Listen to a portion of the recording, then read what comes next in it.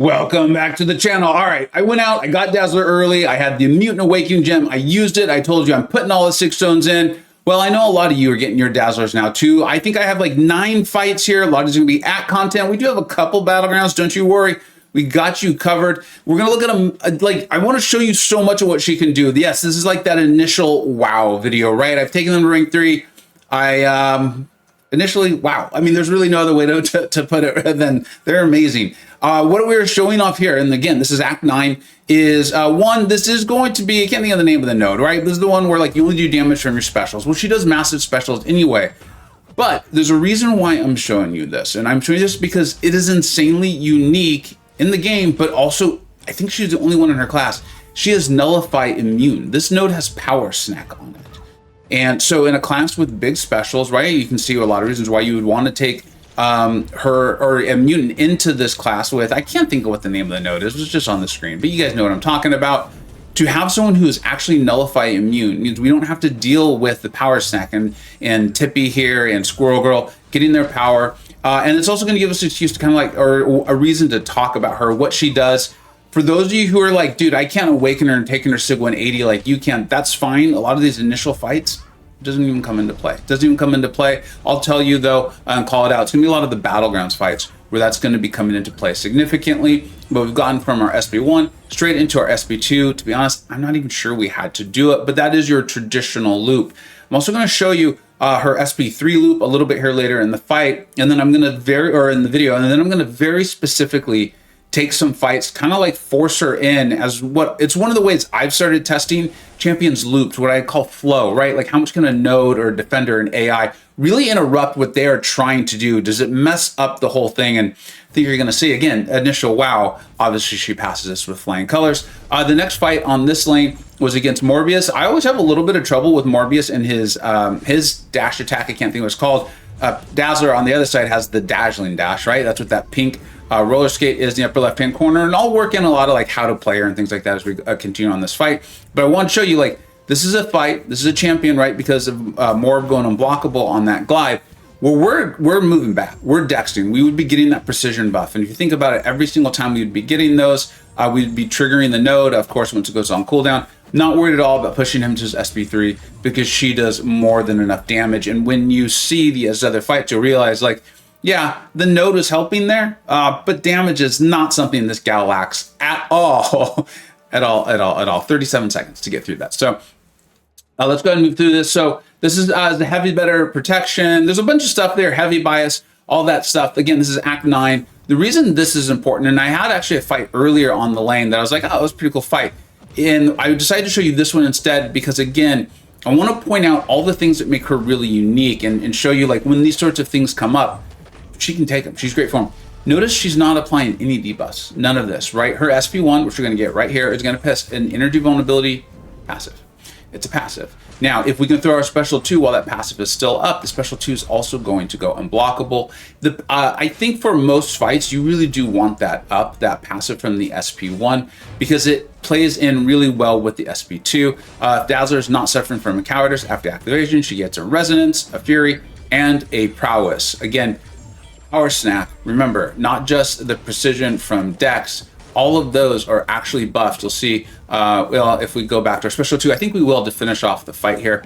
We obviously have to deal with the protection there a little bit from Taskmaster, and that actually kind of plays in well. I actually forgot about that. With her heavy attack, heavy attacking a non-stun opponent actually builds 5 tempo, which is part of like her cash out, right? That's the music. If you look at that, and we've got like 26 of them now in the upper left-hand corner, that really comes into play as you go to your special 2, right? You're trying to build those up throughout the whole fight. So we're gonna go into our special 2. You see all those buffs up there. Again, if we were not Nullify Immune, some of those would have been nullified, and then our special 2 wouldn't hit nearly as hard. So what she's supposed to do works out exceptionally well, and what's really cool is what she's supposed to do is a lot of stuff and a lot of damage. Now, this is where the signature ability is going to come into play. These are the 2 Battlegrounds matches. Don't worry, we're going to go back and I'm going to show you the special 3 and all that stuff. And this is why I took her to Sig 180, and I'm going to take her to Sig 200. Just a matter of figuring that out. I don't know if she's going to be in the next Titan or not.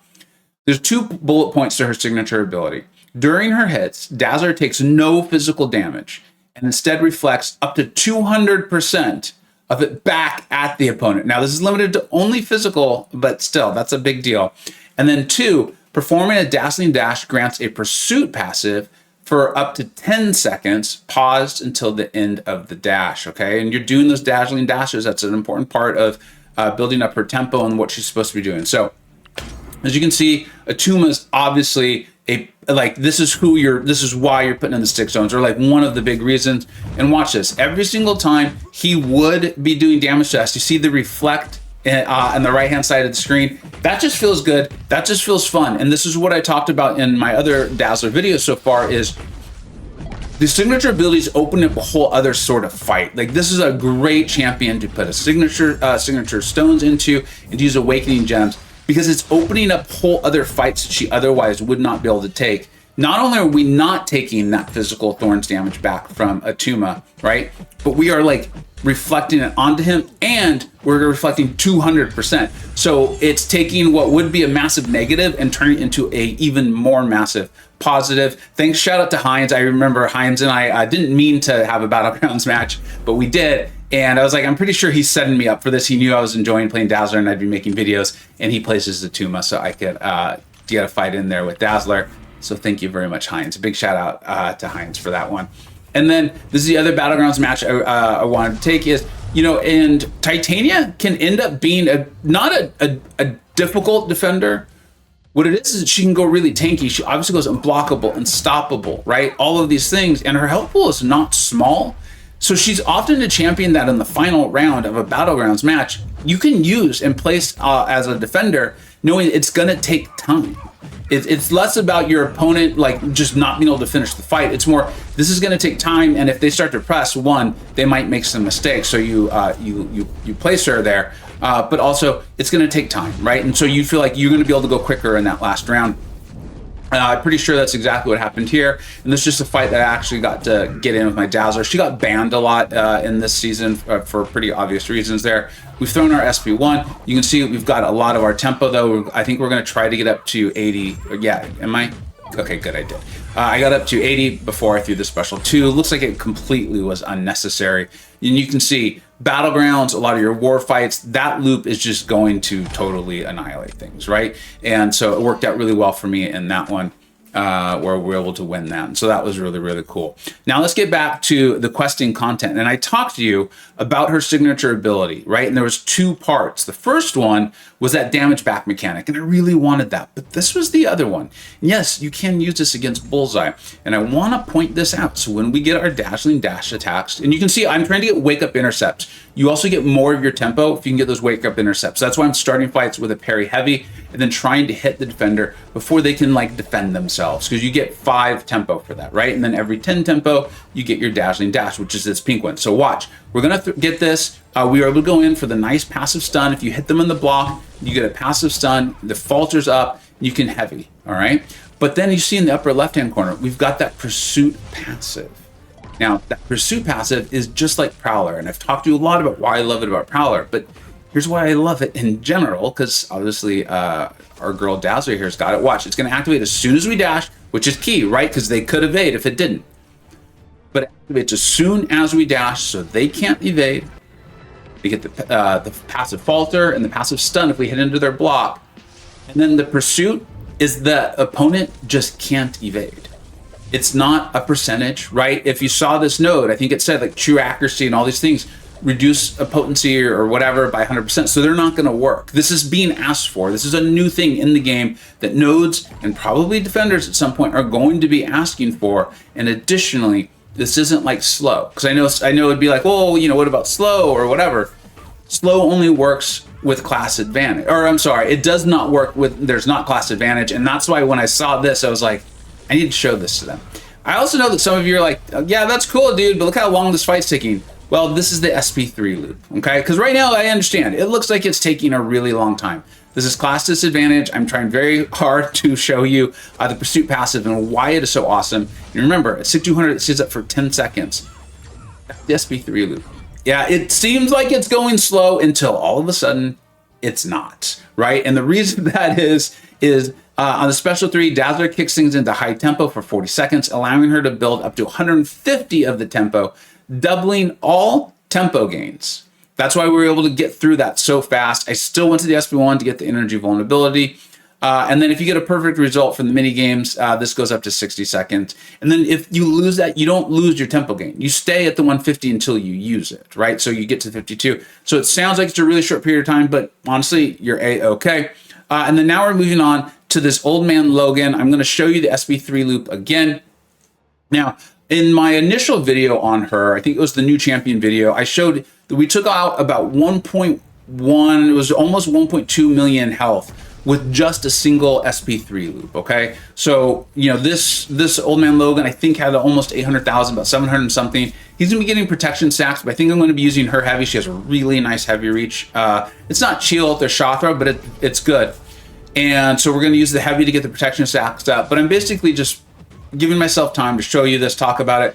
We're gonna get to the SP3. You're gonna see the sparks fly. And what I wanna point out is, I actually did this fight a couple of times, and I did SB1 into SB2 loop, and I did get this fight down even faster than this. But again, I wanted to show you the SB3 loop. The Nebula one was to show you the pursuit, how you can get it and you can keep it going to counter evades.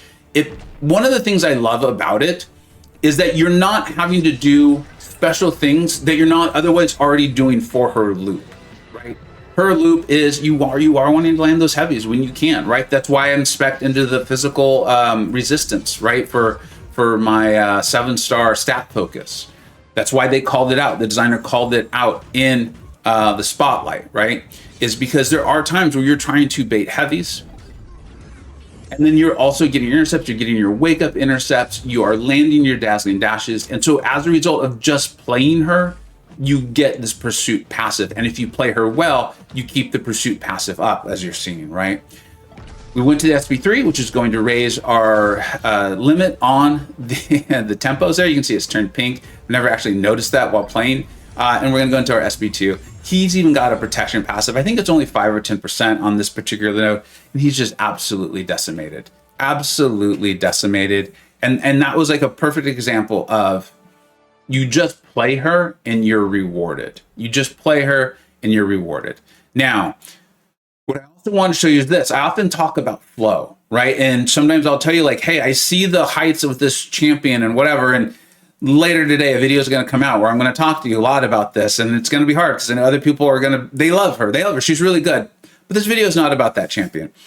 The flow on Dazzler is phenomenal. And flow is defined, right, by myself and workshop with a lot of the Illuminati on how easily does a node or a defender or an AI knock them off from what they're trying to do, right? So I found these nodes in I think this is Act 9, that test that phenomenally. We're going to go up against this Adam Warlock, and you can see he's got the steady perseverance, meaning he's going to go stun immune, right? And then also, he's got something else. Was it the protection stacks? Yeah, it's just protection. Okay.